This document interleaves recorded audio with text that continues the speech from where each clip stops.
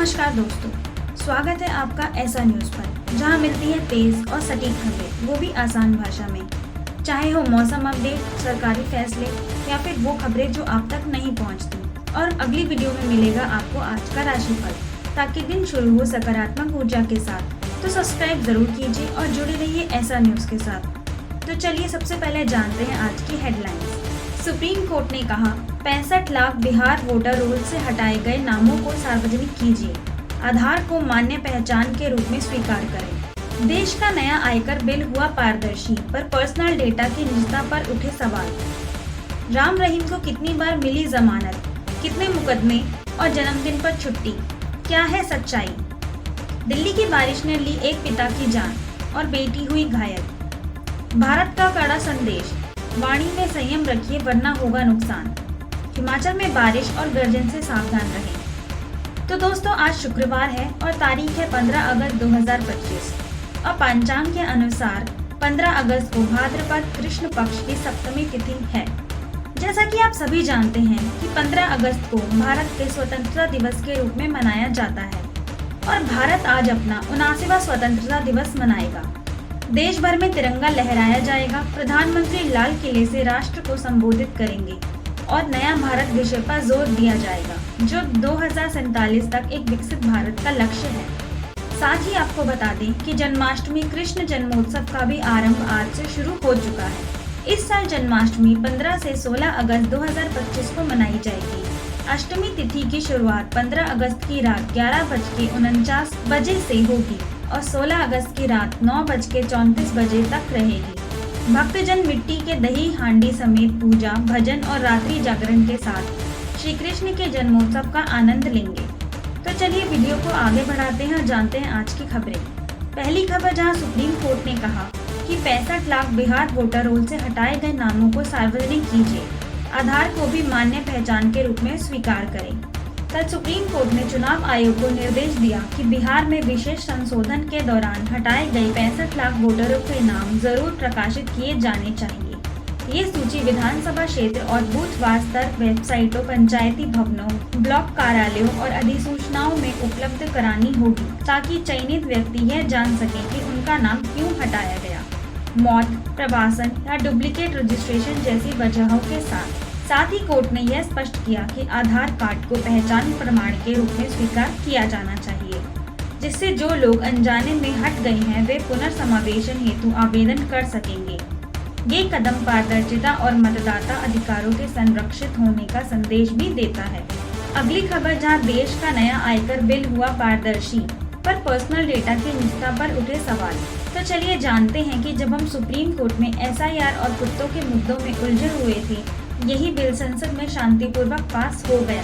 इसमें अधिकारी आपके बिना अनुमति के आपके सोशल मीडिया, बैंक, ईमेल और अन्य डिजिटल खाता तक एक्सेस करने का अधिकार रखते हैं। अगर आप न देंगे तो कानून उन्हें पासवर्ड ओवरराइड करने की शक्ति भी देता है। और हाँ, अगर आप कोर्ट भी चले जाएं, तो कानूनी यंत्रणा इतनी ठोस नहीं है कि इससे आपकी निजता की गारंटी हो सके। 12 अगस्त 2025 को संसद में नया इनकम टैक्स बिल 2025 पास कर दिया गया, जो 1961 के पुराने कानून को बदलकर एक स्पष्ट, संक्षिप्त और तकनीकी जमानों के अनुकूल कानूनी ढांचा लाता है। इसमें मुख्यतः बदलाव सेक्शंस की संख्या घटाकर 819 से 536 की गई है। अध्याय को 23 से व्यवस्थित किया गया है और टैक्स ईयर की अवधारणा पेश की गई है। साथ ही डिजिटल पहली फेसलेस असेसमेंट प्रक्रिया से कर अनुपालन को सरल, तेज, पारदर्शी बनाया गया है। नया कानून रिटर्न फाइलिंग में देरी पर TDS रिफंड की सुरक्षा, पूर्ण कर छूट के लिए परिसमाप्त पेंशन की कटौती और धार्मिक चैरिटेबल ट्रस्टों को नियमों के अनुसार छूट जैसे प्रावधान भी जोड़ता है। आप हमें कमेंट करके बताइए कि क्या आपको लगता है कि यह निजता का विरोधी है या नहीं।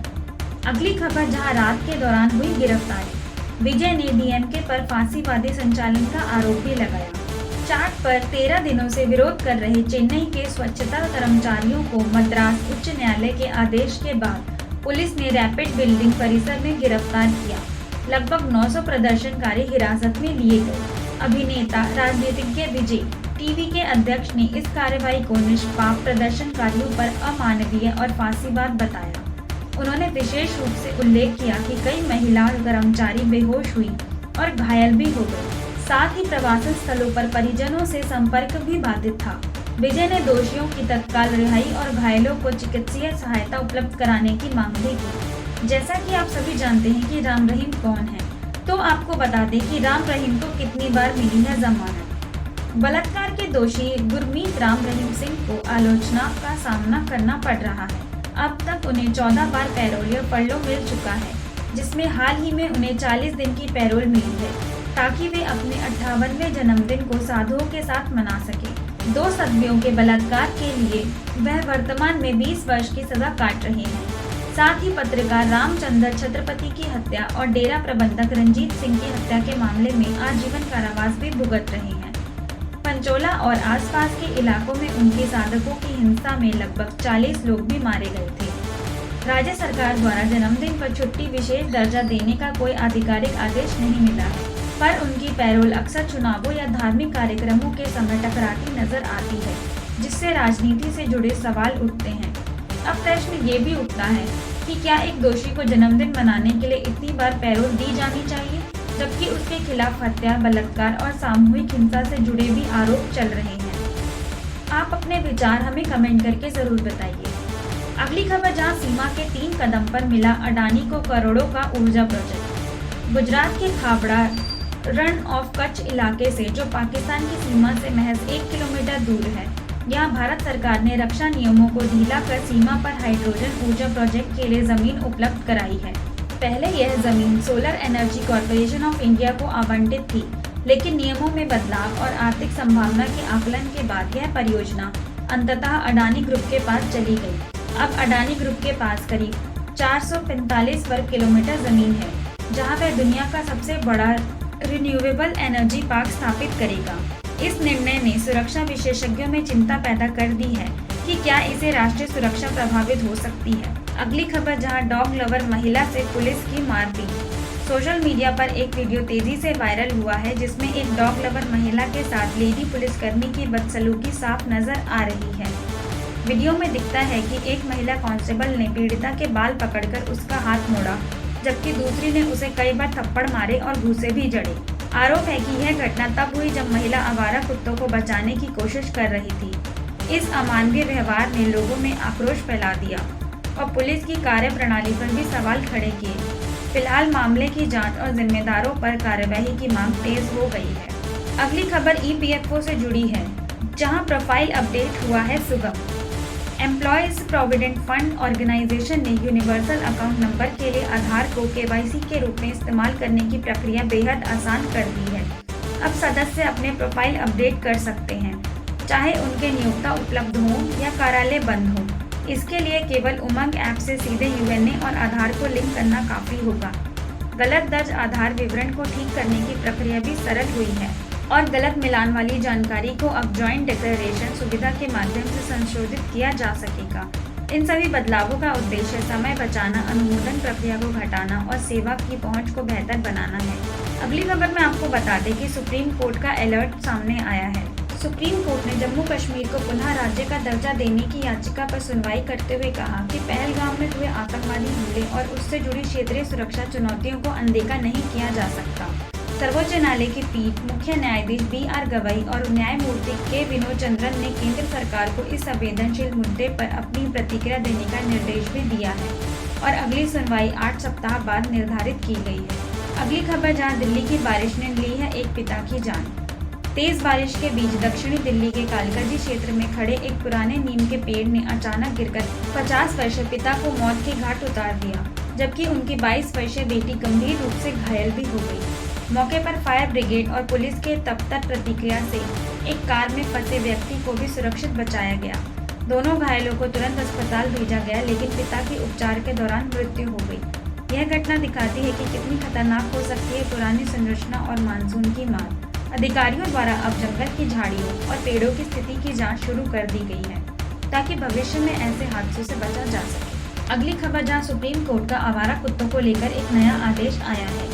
सुप्रीम कोर्ट ने दिल्ली NCR में सभी आवारा कुत्तों को सड़कों से हटाकर आश्रय स्थलों में स्थानांतरित करने का निर्देश दिया है। इसके तहत न सिर्फ कुत्तों को पकड़ा जाएगा बल्कि उन्हें वापस छोड़ा भी नहीं जाएगा। हालांकि वरिष्ठ वकील कपिल सिब्बल ने सवाल उठाया कि शेल्टर तो है नहीं, इस आदेश को लागू करना इसलिए व्यवहारिक नहीं है। उन्होंने पूछा, कहीं ले जाएंगे तो क्या ये कुत्तों को संचित करके छोड़ना नहीं है? इस बीच एमसीडी ने अब तक केवल 100 कुत्तों को उठाया है और 20 एनिमल बर्थ कंट्रोल केंद्रों को शेल्टर होम्स में तब्दील किया जा रहा है। एक 85 एकड़ जमीन भी चिन्हित की गई है जहां बड़े आश्रय बनाए जा सकते हैं, लेकिन यह प्रक्रिया धीरे धीरे और प्राथमिकता से शुरू की जा रही है। अगली खबर में आपको बता दें कि पुलिवेंदुला में डीटीपी की ऐतिहासिक जीत। कडापा जिले के पुलिवेंदुला जिला परिषद क्षेत्र में तेलुगु देशम पार्टी ने 6035 वोटों से ऐतिहासिक जीत अपने नाम की है। वाईएसआर कांग्रेस पार्टी के हेमंत रेड्डी को मात दी और वाईएसआरसीपी का उम्मीदवार अपनी जमा पर्ची तक नहीं बचा पाए। उनके पास मात्र 6083 वोट रहे, जिससे उनकी डिपॉजिट भी जब्त हो गई। यह पुलिवेंदुला में वाईएसआरसीपी के पूर्व प्रभुत्व पर टीडीपी का पहला बड़ा प्रहार माना जा रहा है। चुनाव को लोकशाही की जीत बताते हुए मंत्री सविता ने इसे लोकतंत्र की विजय करार दिया। यह चुनाव न केवल एक राजनीतिक बदलाव का प्रतीक है बल्कि इस इलाके में लोकतांत्रिक प्रक्रिया के नए युग की भी शुरुआत माना जा रहा है। वीडियो में आगे बढ़ते हुए चलते हैं अंतर्राष्ट्रीय खबरों की ओर, जहां जयशंकर ने की है मॉस्को यात्रा। विदेश मंत्रालय ने घोषणा की कि विदेश मंत्री एस जयशंकर इस महीने के अंत में 26वीं भारत रूस अंतर सरकारी आयोग की बैठक के लिए मॉस्को जाएंगे। वहां उनकी मुलाकात रूसी विदेश मंत्री सेर्गेई लाव्रोव से होगी। इन वार्ताओं में खास तौर पर द्विपक्षीय व्यापार, आर्थिक और तकनीकी सहयोग पर चर्चा की जाएगी, जो अमेरिका द्वारा लाए गए टैरिफ की पृष्ठभूमि में और अधिक महत्वपूर्ण हो गई है। यह दौरा दोनों देशों के बीच जारी सामरिक साझेदारी को और मजबूती देने की दिशा में एक उल्लेखनीय कदम माना जा रहा है। अगली खबर में आपको बता दें कि ट्रंप का संकेत आया है कि भारत पर टैरिफ ने शायद पुतिन को मिलने के लिए राजी किया है। अमेरिकी राष्ट्रपति डोनाल्ड ट्रंप ने कहा है कि भारत पर लगाए गए 50% तक के द्वितीयक टैरिफ शायद रूस के राष्ट्रपति व्लादिमीर पुतिन को अलास्का में उनसे मिलने के लिए राजी करने के कारण बन चुके हैं।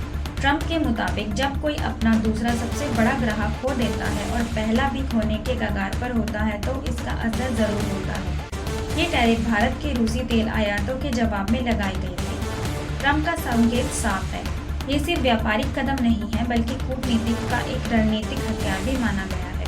अगली खबर में आपको बता दें कि भारत का भी कड़ा संदेश सामने आया है। विदेश मंत्रालय के प्रवक्ता रणधीर जायसवाल ने पाकिस्तान को साफ चेतावनी दी है, अगर उसकी उत्तेजक और युद्धोन्मुख भाषा जारी रही तो किसी भी तरह का गलत कदम बेहद खतरनाक नतीजे ला सकता है। भारत ने कहा कि पाकिस्तान की यह बयानबाजी उसकी आंतरिक नाकामियों से ध्यान हटाने की कोशिश है। साथ ही तनाव बढ़ाने वाले हालिया बयानों पर भी अप्रत्यक्ष टिप्पणी की गई। यह संदेश साफ है कि किसी भी तरह की लापरवाह टिप्पणी या आक्रामक रूप से हालात और बिगड़ सकते हैं और इसके परिणाम पाकिस्तान को भुगतने भी पड़ सकते हैं। अगली खबर में आपको बता दें कि गाजा में बढ़ रहा है संघर्ष। इजरायली मिसाइल और टैंक हमलों ने गाजा शहर के पूर्वी इलाकों में कई घर ध्वस्त कर दिए, जिससे कम से कम 11 लोगों की जान गई। स्वास्थ्य अधिकारियों ने बताया कि जैतून, शेजिया और तुफाह इलाके की बस्ती इस हमले की चपेट में आई। इलाकों में लगातार धमाके और कोई बचाव नहीं, जिससे अस्पताल पहुंच भी मुश्किल हो गई। वहीं भूख और अव्यवस्थित सहायता ने हालात को और बिगाड़ दिया। गाजा में हाल ही में 4 और मौतें भूख से हुई हैं, जिससे कुल भूख से हुई हताहतों की संख्या बढ़कर 239 हो गई है। इसी बीच मिस्र में हमास प्रतिनिधि भी आपस में बातचीत कर रहे हैं ताकि सबसे पहले संघर्ष विराम की दिशा में वार्ता शुरू हो सके। आगे बढ़ते हुए चलते हैं मौसम की खबरों की ओर, जहां उत्तर भारत में बारिश का कहर मचा हुआ है। जम्मू कश्मीर के किश्तवाड़ जिले के छसौती गांव में एक भीषण क्लाउड बर्स्ट ने तबाही मचा दी है। अब तक 46 लोगों की मौत की पुष्टि हुई है, जबकि मचैल माता यात्रा मार्ग पूरी तरह से क्षतिग्रस्त हो चुका है। एनडीआरएफ और एसडीआरएफ, सेना और पुलिस राहत व बचाव में जुटी है। मुख्यमंत्री ने सभी सांस्कृतिक कार्यक्रम रद्द कर दिए हैं। प्रधानमंत्री, राष्ट्रपति और राहुल गांधी ने गहरी संवेदना भी जताई है। उधर पहलगाम में बाढ़ से हालात और बिगड़ चुके हैं। हिमाचल में भी कुल्लू, शिमला और लाहौल स्पीति में क्लाउड बर्स्ट और फ्लैश फ्लड से सैकड़ों सड़कें बंद हैं, पुल बह चुके हैं और स्कूल कॉलेज भी ठप है। कई लोग फंसे हुए हैं, एक घायल है और बचाव अभियान तेजी से जारी है। अब आपको बता दें कि हिमाचल में बारिश और गर्जन से सावधान रहें। जहां हिमाचल में सुबह से मध्यम से भारी बारिश जारी रहेगी। विशेष रूप से दोपहर से शाम तक गरज बारिश की संभावना अधिक रहेगी। तापमान 21 डिग्री से बढ़कर शाम तक लगभग 23 डिग्री तक रह सकता है। ऐसे मौसम में बाहर निकलते समय सावधानी बरतें। अचानक तेज बारिश या बिजली गिरने की भी आशंका है। लंबी पैदल यात्रा, बाहरी गतिविधियों या पहाड़ी क्षेत्रों में जाने से पहले मौसम की जानकारी अवश्य लें। सुरक्षित रहिए और सतर्क रहिए। साथ ही आपको बता दें कि उत्तराखंड में गरज, आंधी और झमाझम बारिश की चेतावनी भी दी गई है। आज प्रदेश के कई इलाकों जैसे विशेषकर चमोली, पिथौरागढ़, उधम सिंह नगर आदि में भारी बारिश और गरज चमक रफ्तार के साथ बारिश की संभावना है। ऑरेंज अलर्ट भी लागू है, जिसका मतलब है कि अत्यंत भारी बारिश की आशंका। तापमान 24 डिग्री से 23 डिग्री तक बना रहेगा। ऐसे मौसम में पहाड़ी इलाकों में यात्रा व बाहरी गतिविधियां जोखिमपूर्ण हो सकती हैं। ज़रूरी नहीं हो तो बाहर निकलने से बचें। तो दोस्तों, ये थी आज की मौसम अपडेट्स और आज की सबसे बड़ी और अहम खबरें। नई न्यूज़ अपडेट्स के लिए जुड़े रहिए ऐसा न्यूज़ के साथ। और अगर आपको वीडियो पसंद आई हो तो चैनल को सब्सक्राइब कीजिए, लाइक कीजिए और बेल आइकन दबाना ना भूलिए, ताकि ऐसा न्यूज़ की अगली ब्रेकिंग न्यूज़ सबसे पहले आप तक पहुंच सके। ऐसा न्यूज़ के साथ जुड़े रहने के लिए धन्यवाद। आपका दिन शुभ रहे।